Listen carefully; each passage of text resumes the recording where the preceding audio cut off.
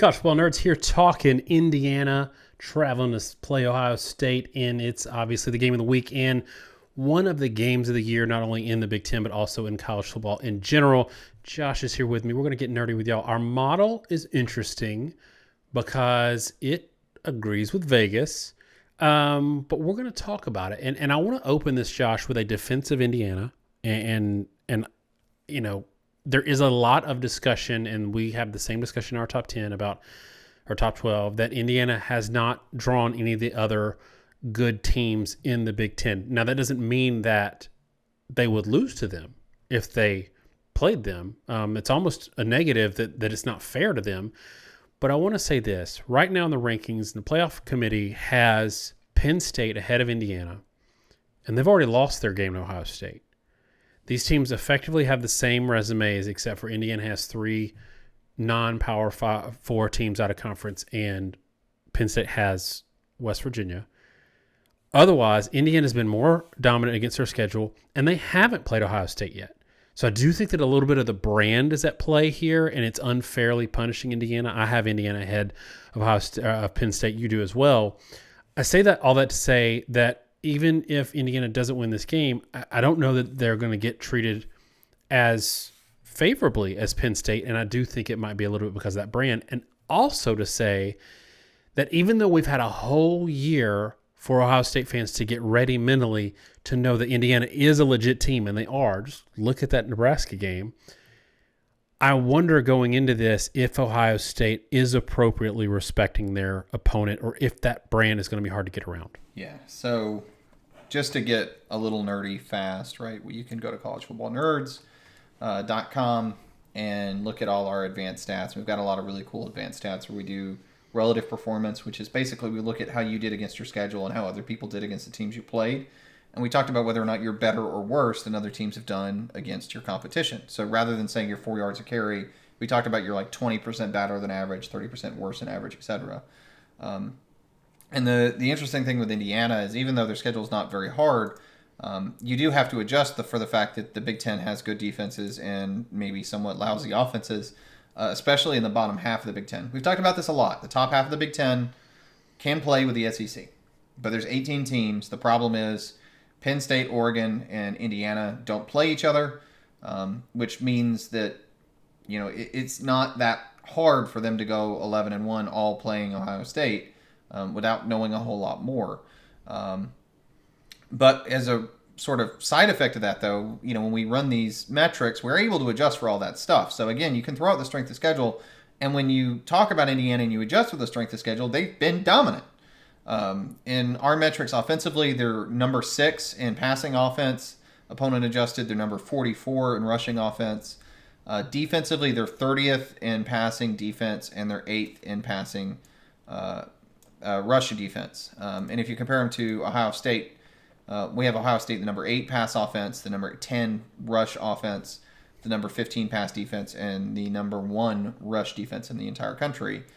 And that's, I think, Daniel, the interesting thing is Indiana, by our systems, metrics, everything we want to do, is a very good team. We do a 1 through 134 overall ranking on our website that just says takes every team, plays every other team in the country, and says where they rank. Indiana is number 6, sandwiched between Alabama. We have number 5 and Notre Dame at number 7. I'll say Penn State's actually 9th. To your point, there's a reason we've had Indiana ahead for several weeks. There, I think, should be. Ohio State, though, was number 1. And the gap between them and Indiana is pretty significant. You look at FEI, Ohio State's number 1, Indiana's number 9. And we talk about this a lot. The gap in college football between usually those top few teams and the rest can be significant. FEI measures based on basically standard deviations from the mean, basically like how many tiers different you are. Indiana is 1.06, meaning they're a full standard deviation better than the average team. Ohio State is 1.53, 1.5 standard deviations. Now, that may not mean much to you, but the gap between Ohio State and Indiana is like the gap between Indiana and Minnesota. It's about the same. Who's 26th? That gap is really significant. So, Daniel, maybe you can bring up the point spread and we can start talking about this. The first thing you have to grapple with is that Indiana can be a very good team, and can be a considerable underdog in this game because Ohio State is an elite team. And the benchmarks for Indiana and the discussion about Indiana in this game is so out of whack with everything else because it's not about whether or not they deserve to be the 7th, 8th, 9th, 10th best team in the country. It's about whether or not they're going to be favored to beat the number one team in the country in most advanced metrics in terms of quality rankings in Ohio State. And that's a very different conversation. And things that have been positives for Indiana going into this game could suddenly become major negatives or weaknesses that they're going to struggle to succeed at in order to be successful. Though I will say they're also good enough to strain Ohio State in some ways to give them a good chance to win. I have in our weekly top 12, I have Ohio State number one. I think they're the number one team in the country. One of my argument was that just because you happen to draw Oregon away instead of at home, lose by 1 point, doesn't mean you're worse than them. And you also have an equally as good win over Penn State, comparable win, and a tougher schedule.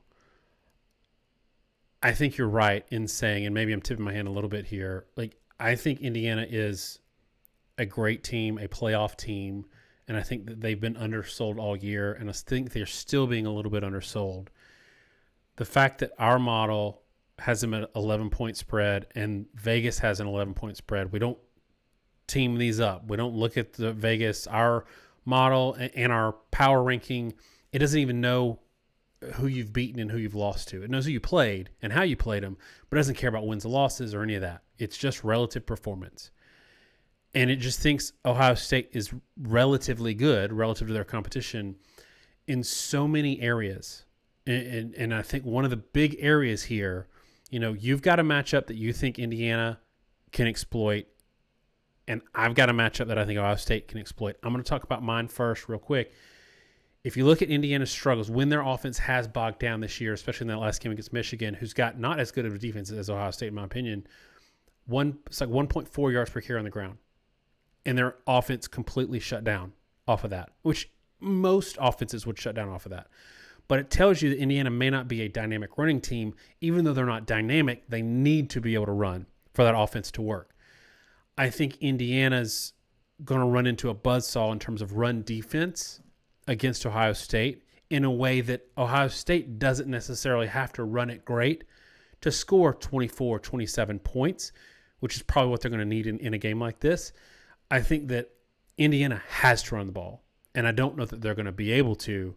But I want you to talk about two things you talked about before we hit record, one of those being Ohio State's offensive line situation relative to Indiana's ability to rush the pass, and how Indiana has at least so far shown their multiple offense can really strain a Big Ten defense. The thing with Ohio State, as we said, is that they are the number one run defense in the country, and it does sort of bias a lot of things. The other thing I will say, and maybe we'll touch on it later, I think Ohio State presents some interesting matchup issues because they're multiple. Indiana is a team that likes to be super multiple. I've seen them in the Michigan game. There are plays where they're basically full house, and there are plays where they're 4 or 5 wide, motioning into 5 wide sets. I mean, they can do that. And I think the Big Ten, frankly, there are a lot of teams, especially in the lower half of the Big Ten, they don't have the same recruiting profiles as SEC teams. And the problem they run into is they're really good at running their systems, but their systems are more constrained by the veteran personnel on their team. And if they can play that system, they can play with SEC teams and be competitive. Their problem is they can't deal with teams that are more multiple, especially offensively, which is what Indiana does. Ohio State does not have that problem.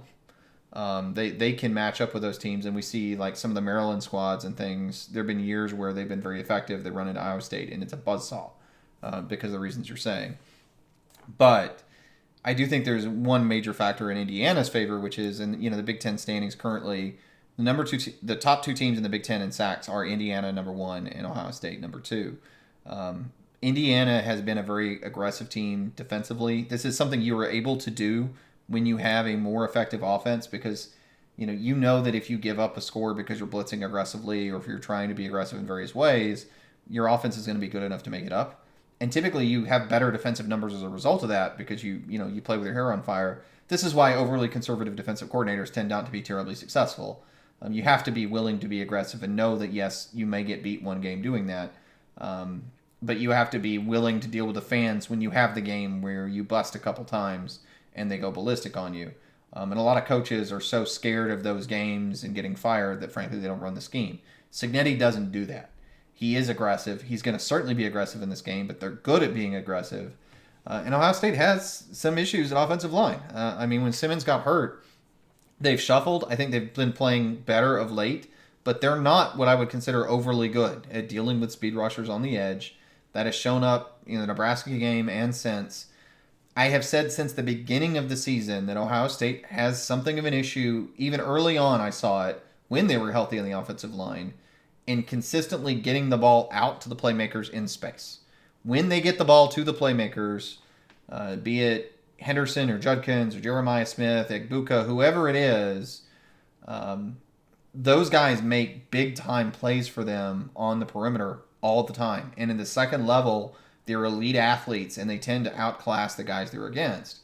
They do not always succeed at getting the players to the second level. Their run blocking doesn't always get guys to the second level. When they do, they tend to have big explosive runs, but a lot of times they can't get them to the second level with any consistency, and the rush yardage isn't great. In other games, you've seen it, especially lately, where there's too much quarterback pressure. Or look, we said preseason, Daniel, right?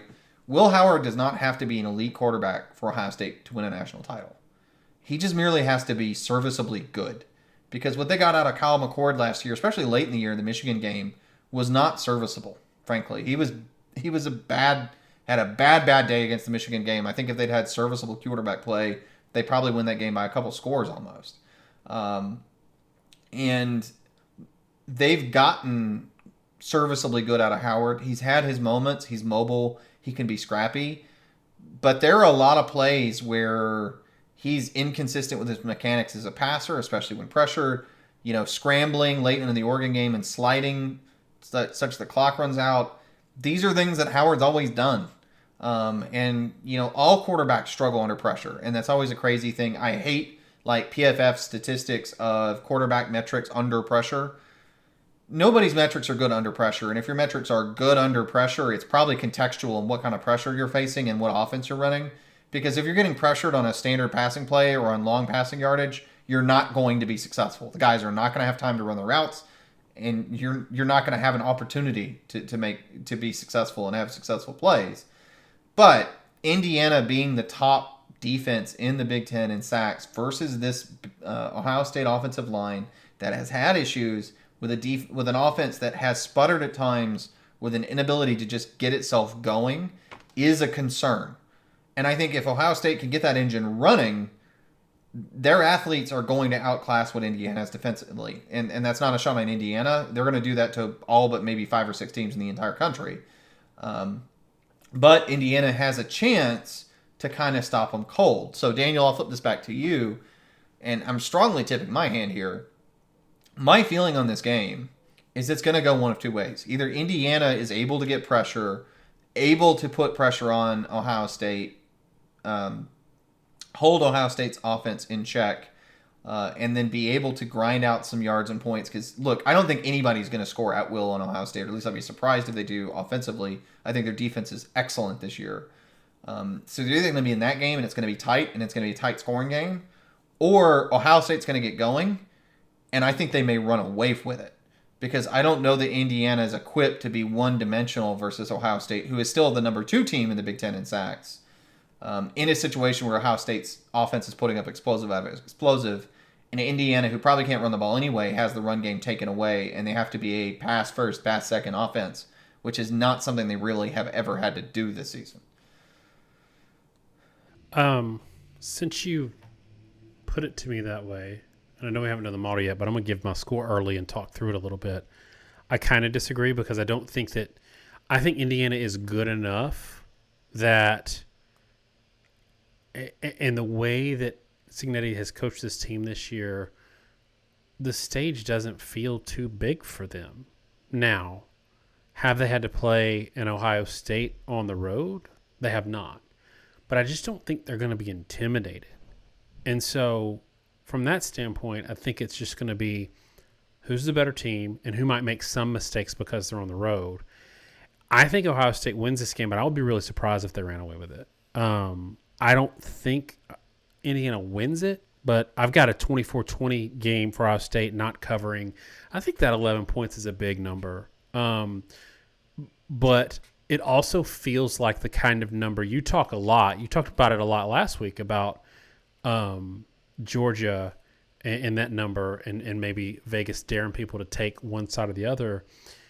I almost feel like Vegas has put this number at 11, and it might have changed since we started talking or looking at it, has put this number in a place as a dare. I don't know. It feels a little bit like a weird number to me, and I feel like maybe some of the unknowns of Indiana are baked into that.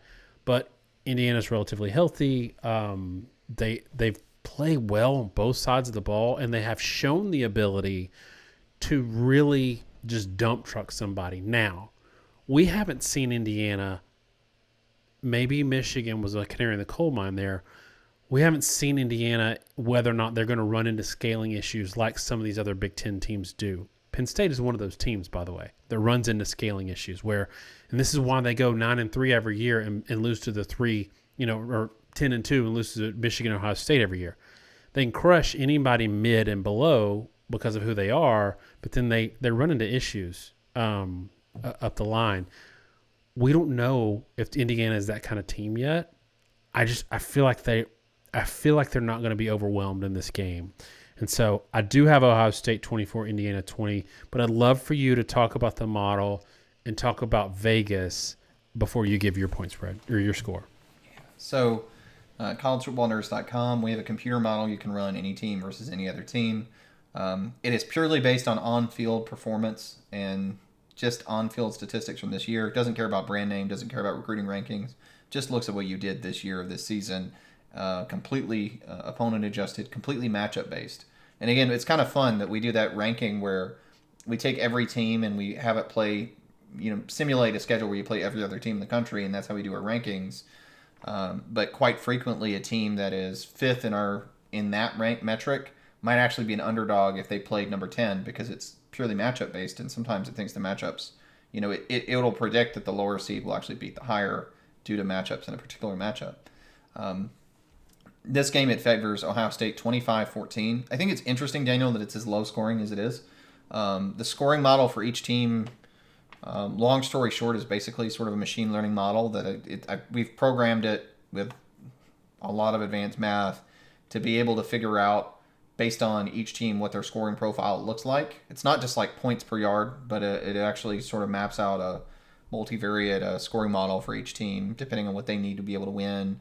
It looks a lot about like their dependency on run and pass and that kind of thing. Ohio State has 5.7 yards per play. Indiana 4.6. Ohio State's expected to have 7.8 yards per attempt, 3.8 yards per carry. That's a competent passing offense, not really getting it done on the ground. Indiana at 7.48 yards per attempt and 2.6 yards per carry. That is barely competent passing and not competent running. And so basically, Ohio State's the only team expected to move the ball reasonably well. Neither team's expected to move it very well. Something I'll note, our model has a consistency score for Ohio State of like -51 right now. They even have a tooltip to explain this, but people get confused. What that indicates is the consistency with which, if we take the model and we rerun it against all the prior results, and it's saying the score for whether the model is consistent with Ohio State's prior results is very low, which is another way of saying Ohio State's results are highly inconsistent. They cannot be accurately modeled because they've played well in some games and poorly in other games. You see this sometimes with teams that have like a quarterback injury or some teams that are just extremely hot or cold. It's interesting that Ohio State's in that ballpark. Maybe it says a lot about the offensive line injuries and how that means some games have just, their performance has just not been in any way correlated, but it's a notable thing, right? It's saying Ohio State's not a very predictable team at all.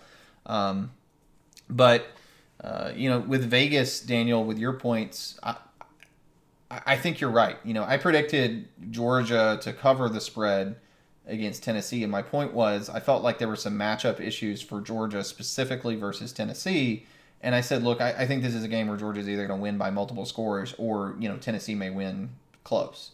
I think this is a similar game where Indiana has a realistic shot to win.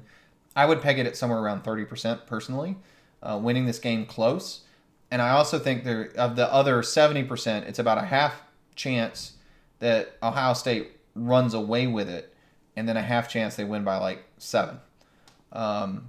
And so 11 points is, as I say a lot of times, it reflects a game where you're almost picking this game on whether or not Ohio State is going to win in a blowout or whether it's going to be a close game. And it is 50-50 on those two. And if it's a close game, Indiana has a very good shot of being able to pull out the win. But that's the way it can go. Our model in Vegas, again, have the exact same point differential between the two teams. I think the 11 points, Daniel, is actually really dadgum square on. I don't think it's a game in this sense. Georgia-Tennessee was odd because that 9 points was a lot higher than advanced metrics suggested. That's not happening here. I get worried when I see a 9-point spread like Georgia-Tennessee, and that even our computers are saying, no, it should be like 3 points. That's begging people to take Tennessee. And in Vegas, those times where Vegas is begging you to take one side, do not touch them with a 10-foot pole, but consider whether you want to take the other one. Because I do think in those handful of games, and they are rare instances, Vegas does collect by the betting public jumping on the team that looks like easy money, and they're wrong. I think this is just where this line is. I think it's an even line. I'm going to take Ohio State big, 31-17. I've already kind of laid out how my odds in my head of where I think this game's going to go, and the percentages of it being a different way. But Daniel, to me, it comes down to the fact that I think Ohio State has the ability to give Indiana some multiple looks that Indiana isn't used to. Ohio State's defensive, just defensive backfield quality. I know they've had some disappointments like at cornerback and things like that, but they still have more depth than anyone Indiana's played. They're able to do things schematically, adjusting to all these different formations in a way that Indiana has not seen. I think Indiana is going to have real trouble because they're going to be rendered somewhat one-dimensional. They're not used to that, and I think a lot of they are a heavy RPO, very modern offense. Very impressed with what Cignetti's installed there. But this is the one team that can deal with the modernity of Indiana's scheme, isn't going to be surprised by it. And it's exactly the same point you made about Penn State, Daniel. Penn State is a modern offense, and they get a lot of teams in the Big Ten and would dominate them and win in blowouts. And we predict them to lose to Ohio State. Penn State fans get mad at us, and they get blown out by Ohio State. And the reason is Ohio State is just much better built to deal with offenses like this than a lot of those sort of mid to low tier Big Ten teams are. I think Ohio State wins considerably because of that. But again, with the caveat that I think there's a real avenue here that Indiana could be so disruptive to Ohio State's offense that this turns into a rock fight. And, I like Indiana's chances as a scrappy team in a rock fight. I just don't know that they're going to be able to get it into that kind of game. All right, y'all. Let us know in the comments if you think rock fight or blowout. Mine's looking more rock fight. Josh is looking a little more blowout. Let us know not only who you think will win, but where you think the loser falls in the CFP rankings after that. Thanks so much, y'all. Have a great week, and God bless.